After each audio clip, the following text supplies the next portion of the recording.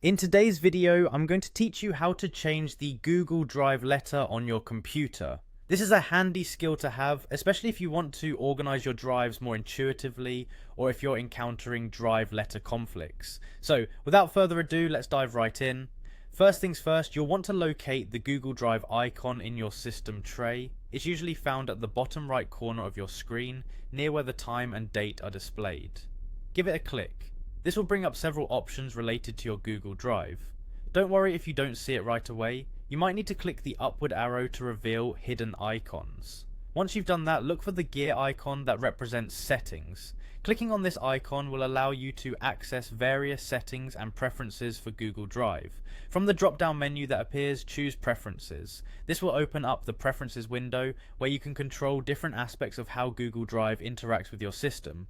In the Preferences window, direct your attention to the left-hand side and click on Google Drive. This section contains information and settings specific to your Google Drive application.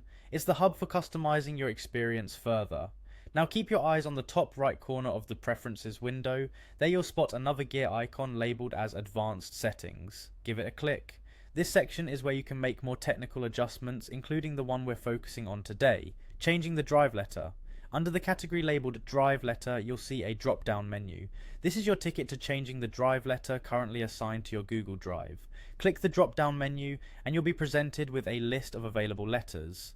Carefully select a new letter that you prefer or is more convenient for your setup. Make sure that the letter you choose is not currently being used by another drive to avoid any potential conflicts. Once you're satisfied with your selection, don't forget to hit Save to apply the changes. This is a crucial step, as failing to press Save might revert your changes and you'll have to start the process over again.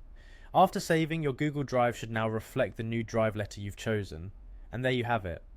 Changing the Google Drive letter is a straightforward process that can help keep your digital workspace tidy and organized. Thanks for watching, and remember to like and subscribe for more tech tips and tutorials. Happy organizing!